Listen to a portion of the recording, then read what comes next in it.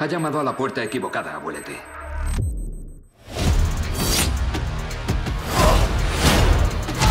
Ven aquí.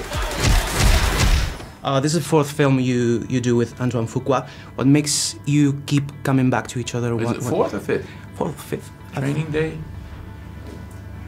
Magnificent Seven, Equalizer 1, fourth. Yeah, I think it's fourth. What makes you coming back to each other? And We work well together. I trust him. He knows what he's doing. In the case of Equalizer, in the case of Training Day, I hired him.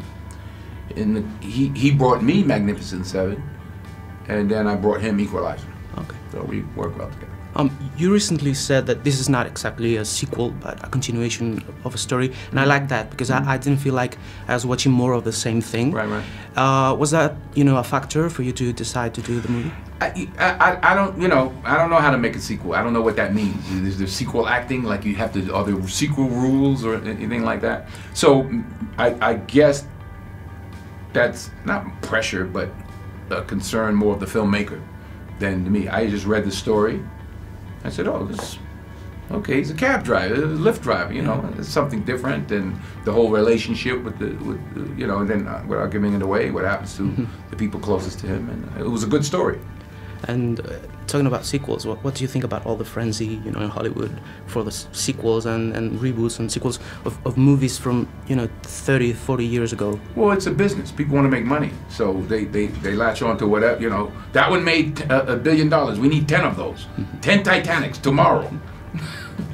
Robert is now a Lyft driver, as you said. That's a big part of the film, but apart from his day job, how is his life and the character different from the first?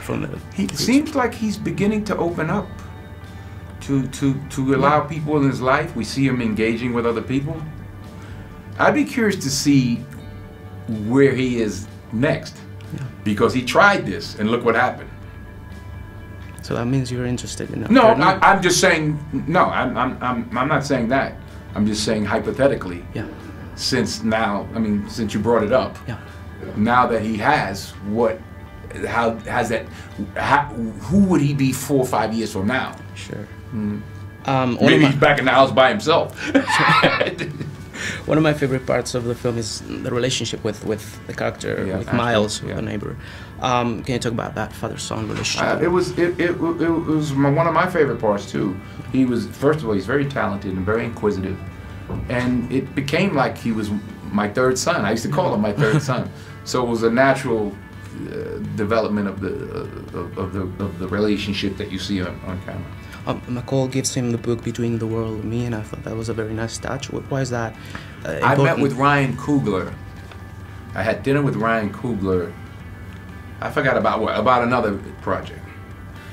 He was having dinner with I can't always mess it up, Ta-Nehisi, who wrote Between the World and Me.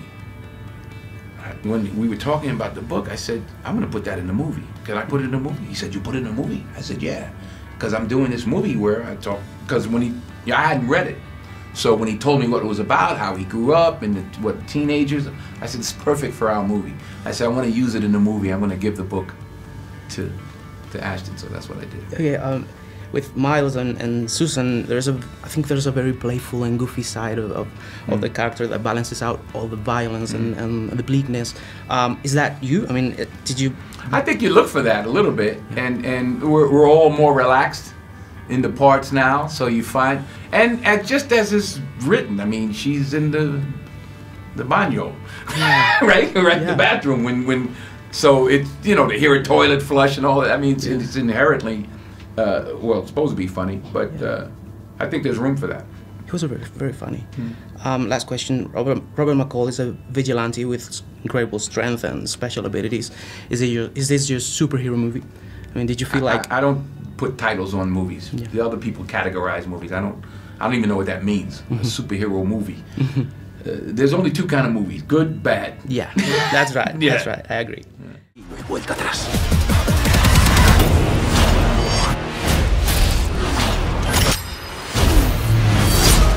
Pagaremos por nuestros pecados.